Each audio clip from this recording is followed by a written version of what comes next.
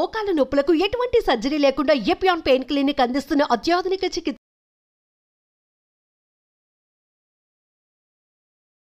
Hello viewers, welcome to Suman TV. నేను మీ anchor రేవిక. So ప్రస్తుతం మనతో పాటు ఉన్నారు ప్రముఖ కార్డియాలజిస్ట్, అంటే గత 20 సంవత్సరాలకు పైగా ఎక్స్పీరియన్స్ ఉన్నటువంటి సాయి రవిశంకర్ గారు. సో డాక్టర్తో మాట్లాడి ఈరోజు హెల్త్ రిలేటెడ్ మన హార్ట్కి సంబంధించినటువంటి విషయాన్ని అడిగి తెలుసుకుందాం. నమస్తే సార్. నమస్తే సార్, అంటే హార్ట్ రిలేటెడ్ ఇష్యూస్ అనగానే చాలా వరకు ఒకప్పుడు ఏంటంటే ఎక్కడో ఒక దగ్గర చూస్తూ ఉండేవాళ్ళం, సో హార్ట్ అటాక్ వచ్చిందంట అని. బట్ ఇప్పుడు ఏంటంటే సడన్గా ఉన్నటువంటి పర్సన్ కొలాప్స్ అయిపోవడం, సో వాళ్ళు చనిపోయారని అది అసలు నిజంగా హార్ట్ అటాకా అనే అంటే అపోహలోని అనుకోవచ్చా, లేదా షాక్లో అనుకోవచ్చా? సో ఫ్యామిలీ మెంబర్స్ని కూడా ఇలా చూస్తున్నాం. సో మీ ఎక్స్పీరియన్స్లో ఇలాంటివి మీరు ఎన్ని చూసుంటారు? వీటికి ఎగ్జాంపుల్ చెప్పమంటే ఏం చెప్తారు సార్? హార్ట్ జబ్బు అంటే ఓన్లీ హార్ట్ అటాక్ అనే కాదు. There are almost 100s of heart diseases ఉంటాయి.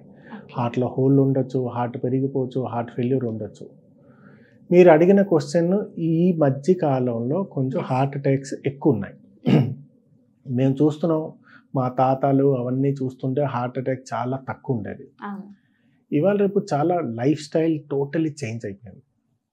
మేము చిన్నప్పుడు ఆడుకుంటుండే వాళ్ళం, ఫిజికల్ యాక్టివిటీ చాలా ఉండేది.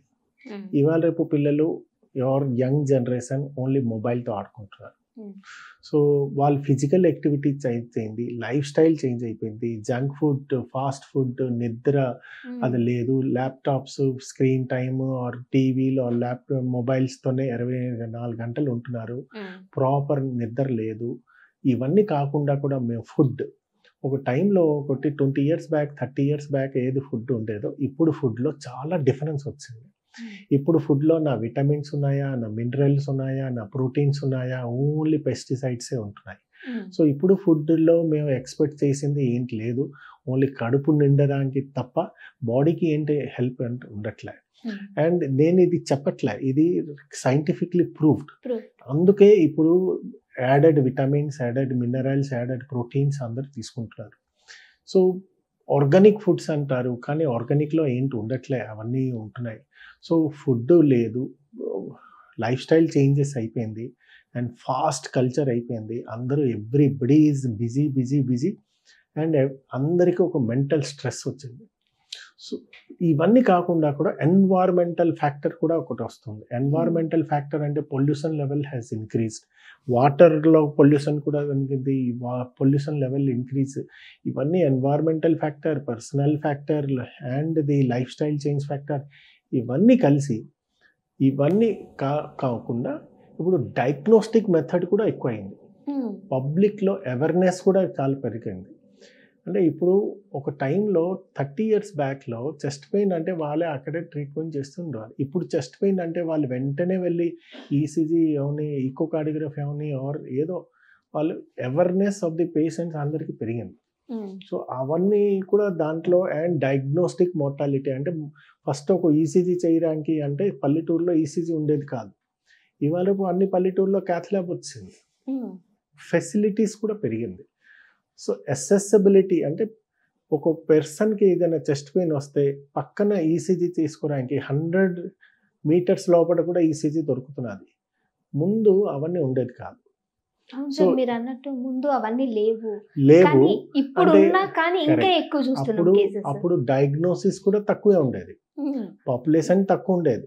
అప్పుడు 70 ఉండేది, ఇప్పుడు 1.4 million అయింది. అప్పుడు 70 million ఉండేది. ఇప్పుడు డయాగ్నోస్టిక్ ఎక్కువ అయ్యేసరికి ఫెసిలిటీస్, ఈసీజీ అందరికీ అవైలబిలిటీ ఉన్నది కనుక డయాగ్నోసిస్ రేట్స్ ఎక్కువ అవుతున్నది. సో ఇవన్నీ మల్టీ ఫ్యాక్టరియల్ వల్ల ఇప్పుడు హార్ట్ అటాక్ ఎక్కువ అవుతున్నది. ఓకే, అంటే మీరు అన్నారు మల్టీ ఫ్యాక్టర్స్ అనుకోవచ్చు, లేదంటే మన లైఫ్ స్టైల్ అనుకోవచ్చు అన్నారు. One of the important is the life style. So అంటే లైఫ్ స్టైల్ గురించి మాట్లాడుకుంటే ఒక డైట్ని మనము ఇందులో తీసుకోలేము. చాలా వరకు మనం తిరిగేటువంటి యాక్టివిటీస్ కావచ్చు, ప్రతి ఒక్కటి కూడా ఇందులో ఇంక్లూడ్ అయ్యి ఉంటుంది. సో లైఫ్ స్టైల్ అనగానే మనం దేన్ని ఎక్కువగా ప్రెజర్ చేస్తాం, especially heart? First lifestyle అంటే very important is the mental stress. ఈ మెంటల్ స్ట్రెస్, మానసిక ఒత్తిడి ఏది ఉన్నదో దాని గురించి ఇంపార్టెంట్. నేను చాలా మందికి చూస్తుంటాం, చాలా ఎక్సర్సైజ్ చేస్తుంటారు, బీపీ లేదు, షుగర్ లేదు, స్మోకింగ్ లేదు, అవన్నీ కాకుండా కూడా వాళ్ళకి heart attack. So one of the important factor, risk factor is mental stress. దానికి లైఫ్ స్టైల్ చేంజ్ చేయాలి. సెకండ్ ఈజ్ ద డైట్లో మేము చాలామందికి చూస్తుంటాం, Swiggy, Zomato every alternate day చాలామందికి వస్తుంటాయి. సో దీనివల్ల ఏంటవుతుందంటే outside food, junk food or fast foods ఏదైనా తెచ్చినా కూడా కొలెస్ట్రాల్ లెవెల్ డెఫినెట్లీ పెరుగుతుంది. దానివల్ల హార్ట్ అటాక్ ఛాన్సెస్ ఉంటాయి. నెంబర్ 3 అవుతున్నది ఫిజికల్ యాక్టివిటీ ఏది ఉంటుందో అది లేదు. ఇవాళ రేపు సెడెంటరీ లైఫ్ స్టైల్ అంటే హాయిగా పడుకునే చూస్తున్నారు, మొబైల్ చూస్తున్నారు, మొబైల్తో గేమ్ ఆడుతున్నారు, కానీ ఫిజికల్ ఎక్సర్సైజ్ లేదు. సో ఫిజికల్ ఎక్సర్సైజ్ లేదు వల్ల ఒబేసిటీ పెరిగిపోతున్నది, బిఎంఐ పెరిగిపోతున్నది, అండ్ కొలెస్ట్రాల్ లెవెల్ పెరిగిపోతున్నది, అండ్ హార్ట్ అటాక్ ఛాన్సెస్ కూడా ఎక్కువ అవుతున్నది. సో నెంబర్ 4 ఇంపార్టెంట్ మీరు అడిగితే స్లీప్, నిద్ర. మినిమం ఒక పర్సన్కి 7 to 8 hours నిద్ర కావాలి. ఈ నిద్రలో కూడా ప్రాపర్ సౌండ్ స్లీప్ కావాలి, అంటే కంటిన్యూస్ స్లీప్ కావాలి. మీరు ఒక 2 hours ఇప్పుడు పడుకొని దాని తర్వాత 2 hours పడుకొని దాని తర్వాత 2 hours పడుకుంటే అవ్వదు. ఎందుకంటే నిద్రకి మీరు చూసుకోవాలి అంటే నిద్రలో 4 stages ఉంటాయి. First REM sleep, NREM sleep. NREMలో first stage, second stage, third stage ఉంటాయి. అండ్ హోల్ బాడీలో నిద్రలో REM sleep is very important, which is only for 2 hours ఉంటాయి. సో ఇప్పుడు మీరు NREM ఆ స్టేజ్ క్రాస్ అయ్యే తర్వాత REM స్లీప్ రావాలి. సో ఒక పర్సన్కి continuous sound sleep at least 7 to 8 hours ఉండాలి. నిద్రలో ఏంటవుతుందంటే బాడీలో హార్ట్ రిలాక్స్ అవుతుంది, హార్ట్ రేట్ తగ్గిపోతుంది, బీపీ తగ్గుతుంది, అంటే ఒక రిలాక్స్ అవుతుంది. హార్ట్ 24/7 పనిచేయాలి. సో మేము పని చేస్తున్నప్పుడు అన్ని హార్ట్ రేట్ 60-80 దాకా ఉంటుంది, నిద్రలో 50 దాకా వస్తుంది. సో ఇది కొంచెం అది రిలాక్సేషన్ కావాలి హార్ట్కి, లేదనుకోండి హార్ట్ డ్యామేజ్ అవుతుంది. సో ఈ 4-5 లైఫ్ స్టైల్ మోడిఫికేషన్ ఏది ఉన్నదో చాలా important. So first food, second is exercise, third mental stress and sleep. ఇవన్నీ కాకుండా కూడా స్మోకింగ్ కూడా కొంచెం ఇంపార్టెంట్ ఫ్యాక్టర్. సో ఇవాళ ప్రభావితం చేస్తుంది స్మోకింగ్ లో ఏంటంటే ఒక టార్ అని ఒకటి ఉంటుంది. ఆ tar is very very dangerous. Normally ఆ టార్ నికోటిన్ ఉంటుంది, టార్ ఉంటుంది. స్మోకింగ్ అందరూ ఏం చేస్తారంటే నికోటిన్ లో బ్రెయిన్ స్టిమ్యులేషన్ అవుతుంది, అది ఒక క్రావింగ్ అవుతుంది. సో దానివల్ల ఒక ఫీల్ గుడ్ ఫ్యాక్టర్ అని అనిపిస్తుంది, కానీ టార్ ఏది ఉంటుందో దానివల్ల డ్యామేజ్ వస్తుంది. సో దానివల్ల హార్ట్, లంగ్స్, బ్రెయిన్ ఏదైనా డ్యామేజ్ అవ్వచ్చు. And one of the important is the heart. So smoking అవునే దాంట్లో కూడా డ్యామేజ్ అవ్వచ్చు. ఓకే. సో అంటే డ్యామేజ్ అయిన తర్వాత దీన్ని రికవరీ చేయాలంటే కష్టం అని చెప్తారా సార్? హార్ట్ ఒకసారి డ్యామేజ్ అయింది అనుకోండి, ఆ డ్యామేజ్ అయిన తర్వాత ఎంతసేపట్లో మీరు రికవరీ ఎంతసేపట్లో ట్రీట్మెంట్ చేస్తున్నారో అది ఇంపార్టెంట్. దానికి మేము గోల్డెన్ అవర్ అంటాం.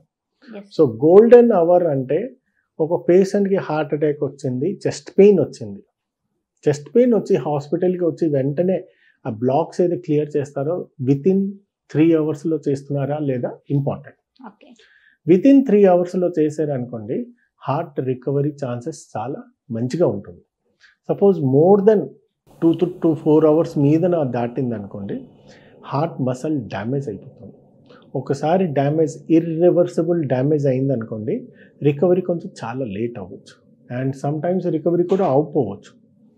సో ఇప్పుడు చెస్ట్ పెయిన్ వచ్చిందనుకోండి, మీకు అనిపించింది మీకు హార్ట్కి సంబంధించిన అనుకోండి, ఇమ్మీడియట్గా నియరెస్ట్ క్యాత్ ల్యాబ్కి వెళ్ళి మీరు ట్రీట్మెంట్ చేయించుకుంటే ఖచ్చితంగా మీరు రికవరీ అండ్ లైఫ్ కూడా సేవ్ అవుతుంది.